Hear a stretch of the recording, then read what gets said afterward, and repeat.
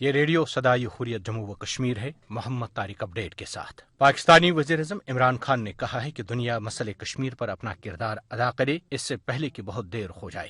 یہ بات انہوں نے اقوام متحدہ کے ہیڈ کوارٹر میں پریس کانفرنس سے خطاب کرتے ہوئے کہی۔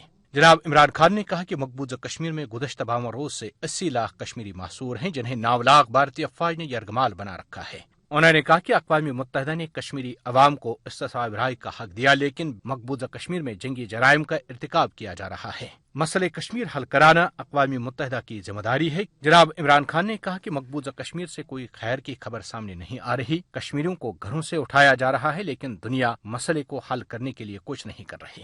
انہوں نے کہا کہ مقبوضہ کشمیر سے لاک ڈاؤن ختم کیے جانے تک نریندر مودی سے مذاکرات کا کوئی فائدہ نہیں۔ ترک صدر رجب طیب اردوان نے اقوام متحدہ کی جنرل اسمبلی کے اجلاس میں خطاب کے دوران مسئلہ کشمیر کو اجاگر کیا۔ انہوں نے کہا کہ جنوبی ایشیا میں امن و استحکام اور خوشحالی کو مسئلہ کشمیر سے الگ نہیں کیا جا سکتا۔ اقوام متحدہ کے سیکرٹری جنرل اینٹونیو گوترس نے جنوبی ایشیا میں پاکستان اور بھارت کے درمیان بڑھتی ہوئی کشیدگی پر مذاکرات کے ذریعے بحران حل کرنے کا مطالبہ کیا ہے۔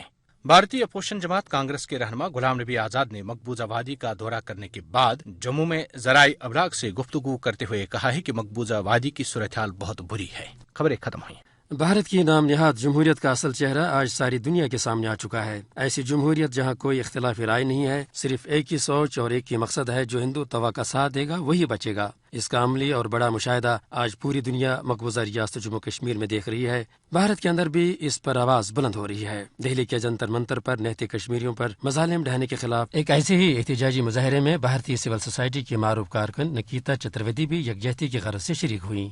کہ کشمیر میں غلط ہو رہا ہے یہ آدھے سے زیادہ ہندوستان جانتا ہے۔ جیسے کہا جا رہا ہے وہ لینڈ لائن بھی شروع ہو گیا، دھیرے دھیرے جو لائف لائن ہے وہ پٹری پر آ رہی ہے۔ 20 سیکنڈ کی کال میں اپنے بچے کو کال کروں گی، کیا پوچھوں گی اس میں، کیا بتاؤں گی اس سے، کیا حالات پوچھوں گی اس کے، اس کو حالات سنبھالنے ہونا کہتے ہیں۔ جو تھا اسے ریسٹور کر دیجئے۔ وہ کہتے ہیں کہ میڈیا اس کو بگاڑ سکتا ہے، وپکشی پارٹیاں جو ہیں اس کا فائدہ اٹھا سکتی ہیں۔ آپ وپکشی پارٹیوں کو، میڈیا کو، سب کو اندر کیجئے۔ وہاں کا لوکل کم سے کم اتنا ادھیکار تو رکھتا ہے۔ اپنی جو روز کی آزادی تھی، اسکول جانا، آفس جانا، کالج جانا، پارکوں میں کھیلنا، یہ ان لوگوں کے لیے ہے ہی نہیں۔ کیونکہ وہ کشمیری ہیں۔